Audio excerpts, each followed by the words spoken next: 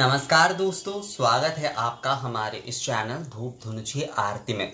दोस्तों, आज मैं आपको एक विषय पर बताने जा रहा हूँ जिस विषय पर मुझे बहुत बार मेल मिला है, बल्कि पिछले नवरात्रि के समय भी मिला था। मैंने जो है पिछले नवरात्रि के समय इसके ऊपर वीडियो बनाना पहली बात तो ज़रूरी नहीं समझा, और पहली बात मैं थोड़ा इस विषय को थोड़ा इग्नोर करना चाहता था उस समय, क्योंकि ये विषय मैंने एक बार बना दिया था नवरात्रि के समय, गुप्त नवरात्रि के समय जो है मैंने इस विषय को लेकर बना दिया था। वो विषय ये है कि क्या गुप्त नवरात्रि के पूजा के प्रसाद जो है वो ग्रहण करना चाहिए, यानी कि उस प्रसाद को खाना चाहिए, या फिर उसे जल में प्रवाहित कर देना चाहिए, या गौ माता को खिला देना चाहिए। ये सवाल जो है बहुत बार आए हैं। बहुत सारे लोगों ने ये भी कहा है कि बहुत सारे लोग कहते हैं, कई जानकार कहते हैं कि प्रसाद जो है वो फेंक देना चाहिए, उसका एक दाना भी ग्रहण करना नहीं चाहिए। इस प्रकार के कई सारे सवाल आए हैं, तो मैं उतने सारे सवालों को अगर पढ़ने जाऊंगा, ऐसे ही 10-12 सवाल मुझे मिले हैं, तो उन्हें मैं पढ़ने की अलग से ज़रूरत महसूस यहाँ पर नहीं कर रहा हूँ, क्योंकि उसका मूल विषय जो है यही है कि गुप्त नवरात्रि के प्रसाद खाए जाए या फिर ना खाए जाए। तो सबसे ज़रूरी बात, गुप्त नवरात्रि पूजा किस विषय की हो रही है, ये सबसे पहले देखना बहुत ज़रूरी है। गुप्त नवरात्रि की जो पूजा है वो एक्चुअली साधना की पूजा है, यानी कि गुप्त भाव से पूजा है। मुश्किल क्या होता है दोस्तों? मुश्किल ये होता है कि हम प्रसाद की भावना को जो है ना केवल मात्र खाद्य वस्तु तक ही सीमित कर चुके हैं। केवल मात्र खाद्य वस्तु तक ही हमने नैवेद्य और प्रसाद की भावना को जो है हमने सीमित कर दिया है। अगर जो है पुष्प नैवेद्य, पत्र नैवेद्य, धूप नैवेद्य, दीप नैवेद्य इस प्रकार से होता तो मुझे लगता है वो बहुत ज़्यादा सही होता, और एक्चुअल में ऐसा ही है। एक्चुअल में ऐसा ही है दोस्तों। जो चावल का नैवेद्य हमारे इस तरफ दिए जाते हैं उसे अमान्य नैवेद्य कहा जाता है। जो फल का नैवेद्य दिया जाता है उसे फल नैवेद्य कहा जाता है, फल मूल नैवेद्य, फल मूलानी नैवेद्य कहा जाता है। जो बताशे आदि मिश्री आदि के दिए जाते हैं उसे शर्करा नैवेद्य कहा जाता है। जो पका हुआ अन्न दिया जाता है उसे अन्य नैवेद्य कहा जाता है। तो अन्य, परमान्य, इस प्रकार से जो है, अपरमान्य का मतलब होता है खीर, यानी कि पायस कहा जाता है हमारे इस तरफ। उसे व्यंजन आदि, सब्जी आदि को व्यंजन कहा जाता है। तो नैवेद्य ये सारे हैं। उसके साथ साथ पुष्प भी नैवेद्य है, गंध भी नैवेद्य है, पत्र भी नैवेद्य है, धूप भी नैवेद्य है, दीप भी नैवेद्य। बाकी सारी जो चीज़ें भगवान को दिए जा रहे हैं वो निवेदयामी कहे जा रहे हैं, नमः कहे जा रहे हैं, अर्थात वो जो है वो हम नैवेद्य ही प्रदान कर रहे हैं। नैवेद्य जब किसी को आप देखिएगा बहुत बड़े मंदिरों में, जैसे कि दक्षिणेश्वर काली मंदिर में माँ की कोई साड़ी आदि अगर कोई मतलब चाहते हैं तो उन्हें कहना पड़ता है कि माँ की प्रसादी साड़ी, माँ की प्रसादी साड़ी। माँ को वो साड़ी जो है निवेदन हो गया है, तो अब जो है वो प्रसादी बन चुका है, मतलब वो प्रसाद बन चुका है। स्नान जल प्रसाद बन चुका है। माँ की सिंदूर प्रसादी सिंदूर कहे जाते हैं। माँ की जो चूड़ी प्रसादी सुहाग की चीज़ें कहे जाते हैं। तो ये सारे प्रसादी, प्रसादी धूप नैवेद्यम, मतलब धूप जो है प्रसादी धूप, धूप नैवेद्य हम चढ़ा रहे, धूप नैवेद्य कहा जाता है। दक्षिण की तरफ इसलिए कई चीज, हर चीज़ों को जो है ना, मैं आपको बार बार कहता हूँ ना कि दक्षिण की तरफ हर चीज़ देने के बाद आचमन कराया जाता है। तो दूसरी चीज़ों में मैं देखता हूँ हमारे इस तरफ भी, जैसे कि केवल खाद्य वस्तु जब अर्पण किए जाते तो बस पुनराचमनीय दिए जाते हैं।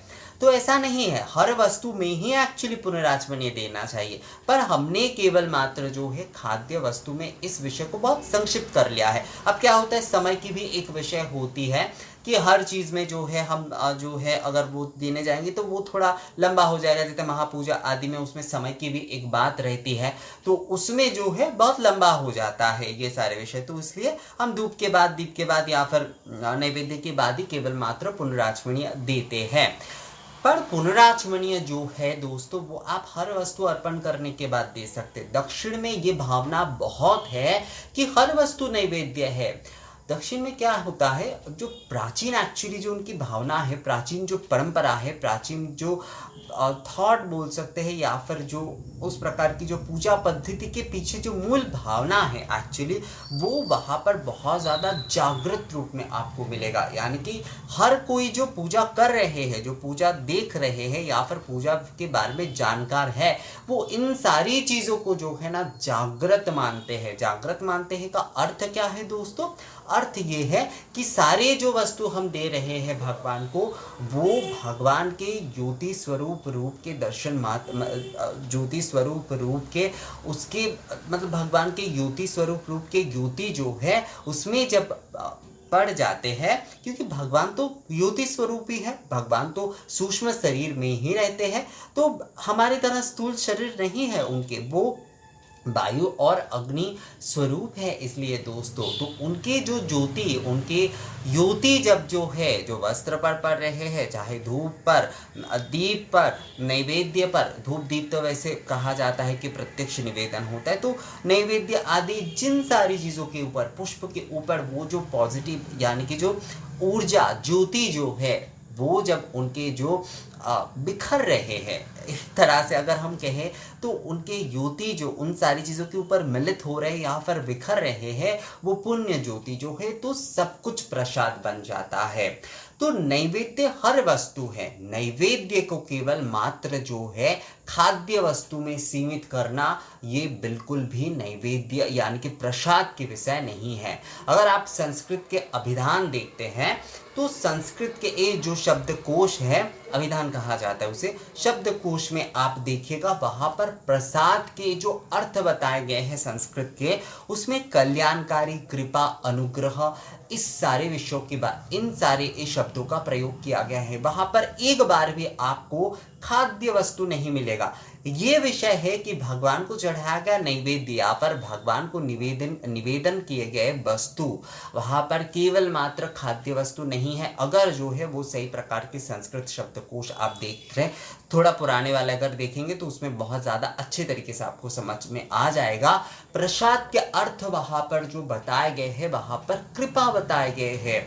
हम जो है पुष्प अर्पण कर रहे, उसमें भी हमें ईश्वर की कृपा मिल रहे हैं। धूप अर्पण कर रहे, धूप के धूम्र से, दीप के हम जो दीपक के हम जो ज्योति स्वरूप जो दीपक की अग्नि है, उसे जब हम उसके ताप ग्रहण कर रहे तो वो भी प्रसाद है, भगवान की कृपा मिल रहे हैं। हमें कल्याणकारी जो विषय है, ऊर्जा है, वो हमें मिल रहे हैं। मंगलकारी ऊर्जा जो है, वस्त्र जो है वो मंगलमय हो जाता है ईश्वर के उन ज्योति स्वरूप के एक बिखरने से, यानी कि ज्योति स्वरूप के पुण्य ज्योति जब उसके साथ मिलित हो जाते हैं, नैवेद्य रूप में हम जब निवेदन कर रहे हैं तो वो प्रसाद बन जाता है। तो प्रसाद तो हर वस्तु है। यहाँ पर केवल अगर आप जो है केवल खाद्य वस्तु को अगर वहाँ पर त्याग, मैं त्याग के विषय में बाद में आ रहा हूँ दोस्तों, पर ये विषय क्लियर करना बहुत ज़रूरी है कि खाद्य वस्तु को अगर हम त्याग कर रहे हैं तो हम प्रसाद से कहाँ वंचित हो रहे हैं। अगर गुप्त नवरात्रि की पूजा में हम जो है खाद्य वस्तु को हम केवल जो है गौ माता को खिलाते हैं या फिर जो है नदी में प्रवाहित करते हैं, नदी में प्रवाहित इसलिए किया जाता है ताकि नदी के जल में जो नदी और जो भी पुष्करिणी आदि में जो भी जीव रहते हैं, जंतु नहीं, जीव जो रहते हैं, उन्हें जो है वो प्रसाद का भाग मिल रहा है। तो ये एक प्रकार से फेंकना भी नहीं हो रहा है, पर ये त्याग हो रहा है। ये जो है ना, ये त्याग हो रहा है दोस्तों। तो प्रसाद की भावना का मूल विषय यहाँ पर कृपा है। प्रसाद की मूल जो विषय है कृपा है, चाहे आपको वो धूप के माध्यम से मिले, दीप के माध्यम से मिले, पत्र के माध्यम से मिले, पुष्प के माध्यम से मिले, जल के माध्यम से, चरणामृत आदि, आचमनीय आदि, जो आचमनीय आप भगवान को दे रहे हैं वो जल भी आप जब ग्रहण करते हैं तो वो प्रसादी जल हो रहा है। तो प्रसाद तो आप जो है वो ग्रहण कर ही रहे हैं, प्रसाद तो आप ले ही रहे हैं। आप आरती कर रहे हैं, जब आप आरती ले रहे हैं, जब हम इस प्रकार से जो है आरती ले रहे हैं धूप दीप के, तो प्रसाद तो हमने उसी वक्त ग्रहण कर लिए। तो प्रसाद, हम कहाँ प्रसाद से वंचित हो रहे हैं, मुझे तो पहली बात ये समझ में नहीं आ रहा है। जो लोग इस प्रकार के सवाल में जो है कंफ्यूज है, तो मैं उन्हें कहूँगा कि प्रसाद से हम वंचित नहीं हो रहे हैं, केवल खाद्य वस्तु का त्याग करते हैं या फिर खाने में चढ़ाए गए वस्तु जो है वो अगर हम गौ माता को खिला देते तो इससे प्रसाद का त्याग नहीं हो रहा है। प्रसाद जो है नैवेद्य हर वस्तु है, हर वस्तु नैवेद्य है। अब हम केवल मात्र जो है अपने सुविधाओं के लिए और अपने कुछ विषय को जो है ना, ये एक्चुअली क्या होता है, पुराने समय में एक क्या था कि यज्ञ से हम जो है उसके बाद यज्ञ अग्निहोत्र मतलब धूप दीप, ये तो वो आदि परंपरा है, ये तो जो है आदि क्रिया है। पर मैं लिखित तौर से, क्योंकि वेद में जो है लिखित शास्त्र के तौर पर अगर हम बढ़ते हैं, उस समय अब जैसे कि वेद के समय भी जैसे धूप दीप आदि के चलन थे और अग्निहोत्र आदि माध्यम से ही जो है भगवान को नैवेद्य आदि प्रदान किए जाते थे। उसके बाद धीरे धीरे जो है तंत्रोक्त पुराणोक्त, तो इस पद्धति से हम धीरे धीरे बढ़ते गए। उसके बाद लौकिक विषयों का बहुत ज़्यादा महत्व भी बढ़ गया, एक प्रकार से प्रादेशिकता का एक प्रकार से चलन बहुत ज़्यादा हो गया। और उससे क्या हुआ दोस्तों, उससे क्या हुआ, हमारे खाद्य वस्तु में ही हमने केवल जो है ना नैवेद्य को सीमित कर लिया। मतलब क्या है, अब पुराण आदि के मतलब जो हमारे 18 जो महापुराण हैं उसे आप देखिएगा। उसके बाद धीरे धीरे जब हम उपपुराण की तरफ बढ़ रहे हैं, मैं यहाँ पर किसी की निंदा नहीं कर रहा हूँ दोस्तों, मैं इतनी हिम्मत रखता ही नहीं हूँ कि मैं पुराण आदि के कोई निंदा करूँ यहाँ पर उसके विषय में, पर ये चर्चा है, ये आलोचना है यहाँ पर।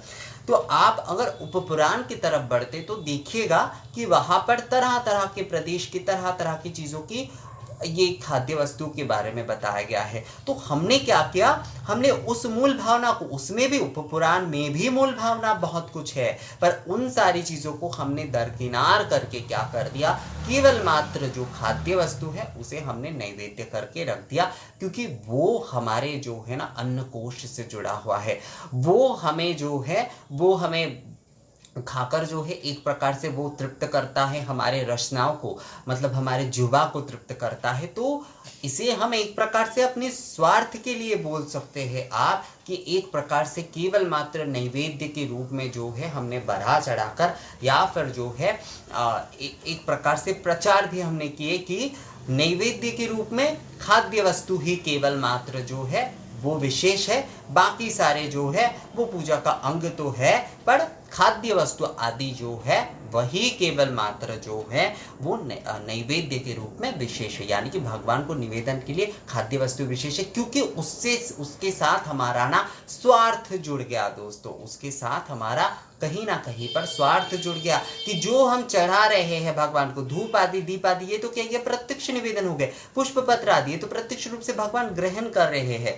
तो धूप आदि जैसे धूम्र के माध्यम से, ज्योति के माध्यम से, अग्नि वायु के माध्यम से भगवान स्वयं ग्रहण कर रहे हैं, पर ये भोग आदि जो कुछ हम चढ़ा रहे वो हम क्या कर रहे हैं, वो हम खुद ही खा सकते हैं। तो इसके लिए जो है हमारा स्वार्थ ये बढ़ गया और इसलिए नैवेद्य आदि का हमने बहुत बड़े बड़े आयोजन करने शुरू कर दिए और ये जो है इसे हमने मेन बना दिया अपने स्वार्थ के लिए, अपने स्वार्थ के लिए दोस्तों इसे हम मेन बना दिए। और बाकी जो भी नैवेद्य यानी कि निवेदन जो किए जाने वाले और भी बाकी सारे जो वस्तुएं हैं, चाहे वो पुष्प पत्र धूप दीप, इसके साथ जो है नैवेद्य की विषय जो है हमने हटा दिए, हमने केवल जो है खाद्य वस्तु में सीमित कर दिए। इसलिए अगर जो है हमें खाद्य वस्तु का कभी त्याग करना पड़ता है, यानी कि पूजा में चढ़ाए कोई 5 फल है तो 4 फल जो है हमें किसी को दान करना होता है, तो हमारा मन थोड़ा खराब हो जाता है, क्योंकि हमारा मन जो है ना जुबा पर टिका हुआ है, अन्न कोश में टिका हुआ है।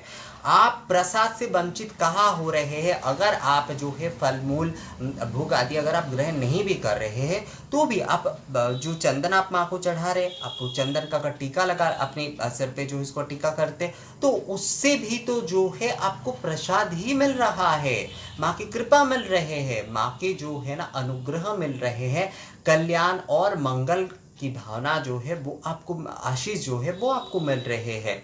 धूप के जब ताप ले रहे, दीप के जब ताप ले रहे हैं तो आपको तो वो माँ की दया कृपा ही मिल रहे हैं, तो प्रसाद से वंचित कहाँ हुए, कहाँ प्रसाद से वंचित हुए हम।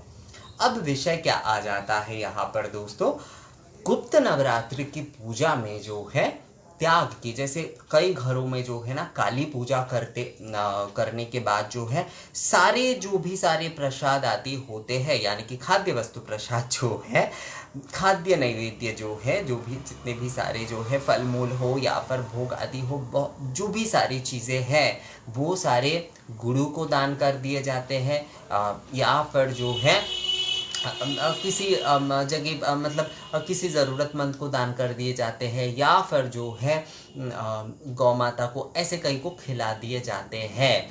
सारे वस्तु का मतलब वहाँ पर पूरी सब्जी से लेकर ऐसे 28 प्रकार की शायद पदों से माँ को भोग लगाया जाता है कई घर की काली पूजा में या संधि पूजा में, पर वो लोग जो है वो ग्रहण नहीं करते। इसके पीछे ये विषय नहीं है कि काली पूजा के या फिर संधि पूजा के ये नैवेद्य आदि जो है वो ग्रहण करने से कुछ गलत होगा ये आदि, ऐसा नहीं है। क्योंकि बहुत सारे लोग सोचते हैं कि वो तो चामुंडा पूजा है या फिर वो तो काली पूजा है, इसलिए इसके शायद नहीं ग्रहण करते क्योंकि वो तंत्र के अनुसार हो रहे। तंत्र तो शास्त्र है हमारे, तंत्र तो शास्त्र है हमारे, सारे पूजा पद्धति ही तंत्र अनुसार होते, आगम के बिना पूजा पद्धति ही कहाँ है। तो तंत्र की यहाँ पर कोई अलग से विषय नहीं हो जाता कि वो तंत्र मत से हो रहे हैं इसलिए जो है प्रसाद नहीं ग्रहण करते, नहीं। यहाँ पर जो दर्शन ये है कि अच्छे वाले खाना आदि जो है आप माँ को, आपने अच्छे वाले फल अच्छे वाले चीज़ें जो है आपने माँ को अर्पण तो किए, पर उसके प्रति जो है आपको त्याग की भावना रखता है कि आप उसे खुद नहीं खाएंगे, आप उसे खुद जो है नहीं खाएंगे, या फिर उस परिवार के कोई ग्रहण नहीं करता था। इसके पीछे की विषय यही है कि त्याग, इसमें त्याग है दोस्तों। आहुति जैसे हम दे रहे हैं, ये धूप आदि जैसे कि अच्छे अच्छे धूप आदि हम जब जला रहे हैं घी के यहाँ पर अच्छे वाले तेल के दीपक हम, तो वो त्याग हो रहा है। वो जो है प्रत्यक्ष निवेदन इसलिए कि वो हम त्याग कर रहे हैं, आहुति जो है वो त्याग है। तो त्याग की भावना यहाँ पर विषय है कि आप जो है, हमने अग्नि में जो भी सारे वस्तु दे दिए तो वो क्या हो गया, प्रत्यक्ष रूप से भगवानों से ग्रहण कर लिए। प्रसाद जो खाने वस्तु है वो परोक्ष रूप से एक प्रकार से एक हम निवेदन करते हैं, मतलब वो परोक्ष निवेदन इस प्रकार से होता है कि वो निवेदन करने के बाद हम फिर से जो है उसे ग्रहण करते, खाने के माध्यम से हो या फिर जो है जल आदि शरबत आदि भी चढ़ाए जाते उसके माध्यम से भी हो, तो उस माध्यम से हम जो है उसे ग्रहण करते हैं दोस्तों। पर मूल विषय जो है यहाँ पर ये जो गुप्त नवरात्र के समय जो साधक लोग जो है जो पूजन आदि करते हैं वो त्याग करते हैं। उन्होंने माँ को जो है 12 प्रकार के मैंने एक बार एक्चुअली देखा था दोस्तों कि पूड़ी के साथ जो है उन्होंने 12 प्रकार की सब्जी आदि मिष्टान्न आदि सब कुछ चढ़ाए हैं, पर उन्होंने उसे ग्रहण नहीं किए। उन्होंने जो है उस प्रसाद को गौमाता को खिला दिए। तो ये त्याग है, ये विषय जो है त्याग है कि हम अपने जीव के ऊपर जो है उन दिनों में नियंत्रण रखेंगे। भले ही वो प्रसाद मतलब खाद्य वस्तु, प्रसादी खाद्य वस्तु हो, पर फिर भी जो है हम जो है केवल मिश्री और लौंग का शरबत खा के ही ये व्रत कर रहे हैं। हम माँ को तो संपूर्ण रूप से सेवा के समय जो है सारे वस्तु जो है अच्छे वाले खाना आदि चढ़ाएंगे, पर उसके प्रति भी वो खाद्य वस्तु हमारे खाने की इच्छा, ये जो सारे भावना है एक प्रकार से उन सारी चीज़ों को जो है ना त्याग की भावना से त्याग करते हैं, इसलिए प्रसाद नहीं खाए जाते। विषय यहाँ पर यही है।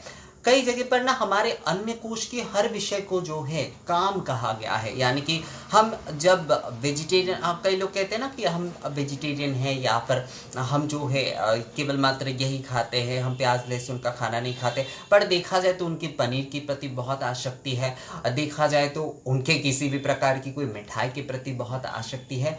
तो ये भी एक प्रकार से कामाशक्ति हो रहे हैं, जो कि जुबा के माध्यम से जो है ना ये आसक्ति है। तो इसे भी जो है जो साधक होते हैं वो अपने स्वाद आदि का भी त्याग कर देते हैं। भले ही उन्होंने माँ को जो है अच्छे वाले सारे चीज़ें अर्पण किए, पर वो जो है उस चीज़ को ग्रहण नहीं करते हैं, वो गौमाता को खिला देते। ये त्याग के विषय है दोस्तों। गुप्त नवरात्र की ये विषय जो है ना ये इसीलिए होता है, ये त्याग के विषय। अब बहुत सारे लोग कहेंगे कि नहीं हमारे यहाँ पर तो खाते हैं, हमने तो कभी ऐसा नहीं देखा, हमने तो किसी पुराण में नहीं पढ़ा। ये विषय केवल पुराण या फिर इन सारी चीज़ों में जो है ना, हम सोचते कि हमने कुछ पुराण पढ़ लिए, हमने जो है कुछ शास्त्र पढ़ लिए, हम बहुत ज्ञानी हो गए हैं, तो हमें इन पुराणों में नहीं मिला, इन सारी चीज़ों में नहीं मिला। ऐसा नहीं है दोस्तों। हमारी बहुत सारी क्रियाएं, बहुत सारे विषय अभी भी अलिखित तौर पर है, क्योंकि इतना समुंदर है हिंदू धर्म की। ये जो रिचुअल्स, ये जो भावना आदि, ये समुंदर है दोस्तों। इसे पूर्ण तरीके से लिखना जो है ना, मुझे लगता है कभी भी ये कार्य संपूर्ण नहीं हो सकता पूर्ण रूप से। हाँ, कई चीज़ों को संरक्षित किए गए हैं वेद के बाद जो है पुराण आदि में साधारणों के लिए जो है संरक्षित किए गए। इसलिए अब महापुराण आदि के बाद भी, क्योंकि महापुराण आदि में कई सारे विषय है जो कि वैदिक ज्ञान है या फिर कई सारे क्रिया है जो कि साधारण उतने अच्छे तरीके से नहीं समझ पाते, उनके लिए उपपुराण आदि में जो है इसके वर्णन बहुत सहज सरल तरीके से किए गए। तो ये संरक्षित तौर पर किए गए। पर जो है दोस्तों, क्रियाएं जो है हमारी हिंदू धर्म की पद्धति और सारी क्रियाएं जो है अभी भी जो है ना पूर्ण तरीके से, और ये कभी भी संभव हो ही नहीं सकता कि पूर्ण तरीके से।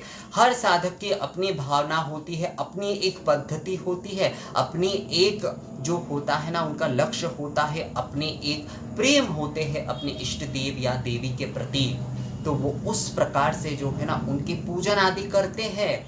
तो यहाँ पर आप केवल मात्र सोचते कि आपने कुछ पुराण या फिर कुछ शास्त्र आदि पढ़कर जो है इसका उत्तर आप खोजने जाएंगे, तो आपको इसके उत्तर कभी नहीं मिलेंगे, कभी नहीं मिल सकता दोस्तों।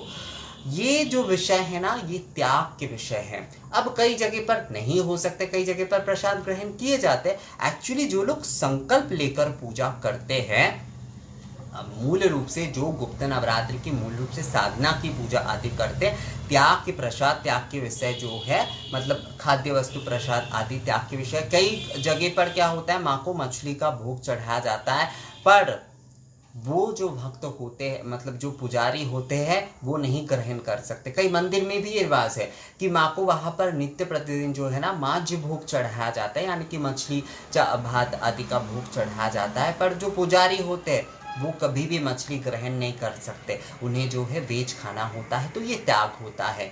सेवा की यही पद्धति होती है, अलग अलग विषय होती है, ये त्याग में है दोस्तों। यहाँ पर इसे लेकर जो है ये नहीं, इस वजह से नहीं कहा जा सकता कि वहाँ पर दशमी महाविद्या की गुप्त पूजा होती, ऐसा विषय नहीं है। यहाँ पर ये विषय जो है वो त्याग के भावना से आए हैं। आप अगर जो है वो प्रसाद ग्रहण करते हैं तो इसमें कुछ गलत है, ऐसा नहीं है।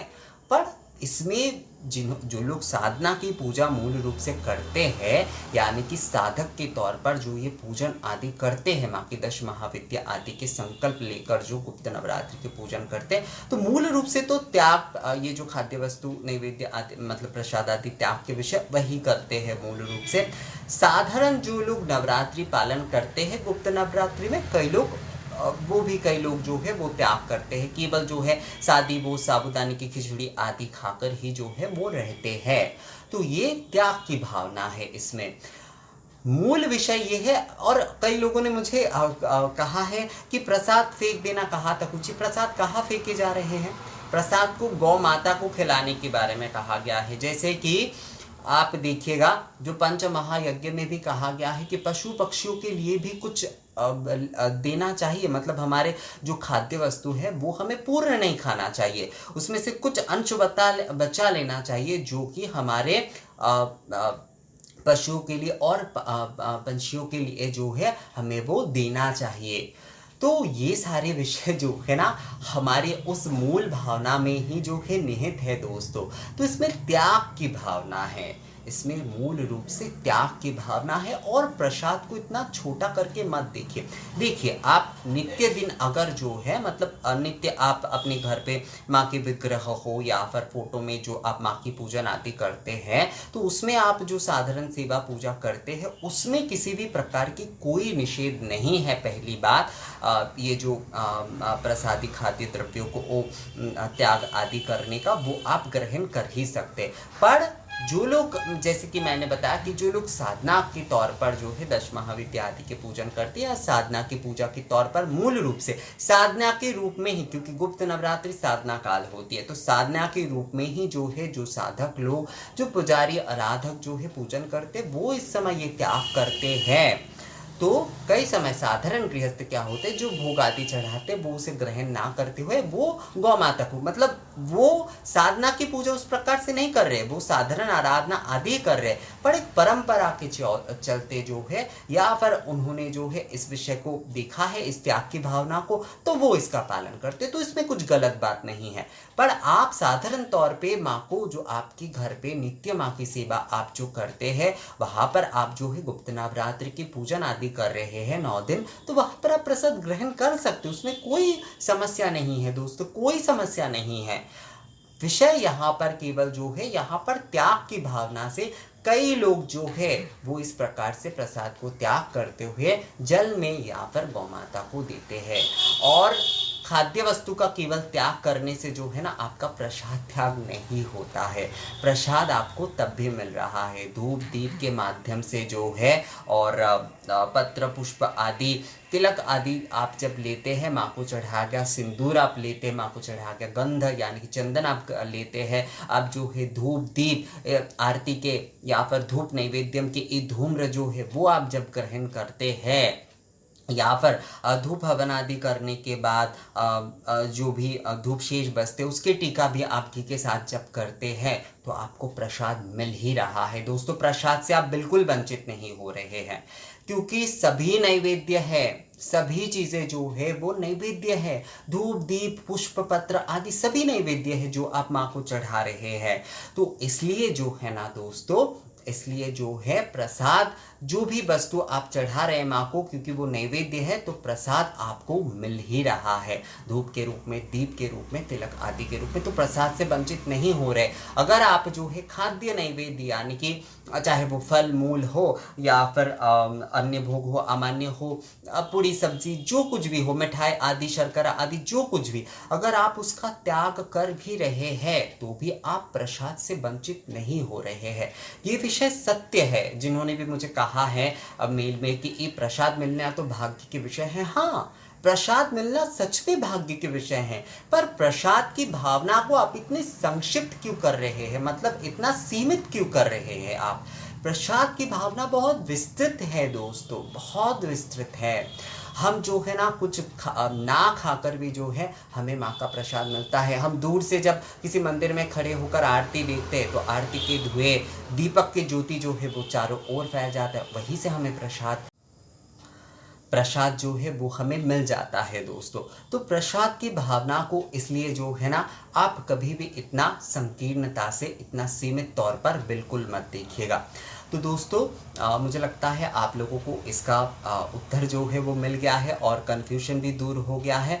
तो इस बारे में फिर भी अगर आप लोगों का कोई सवाल है या फिर आप लोग किसी विषय को क्लियर करना चाहते हैं तो मुझे कमेंट्स करके आप बता सकते हैं। तो मिलेंगे आपसे अगले वीडियो में दोस्तों, और ये वीडियो अगर अच्छा लगा है तो इसे लाइक और शेयर ज़रूर कर दीजिएगा। मिलेंगे अगले नए वीडियो में, तब तक के लिए नमस्कार।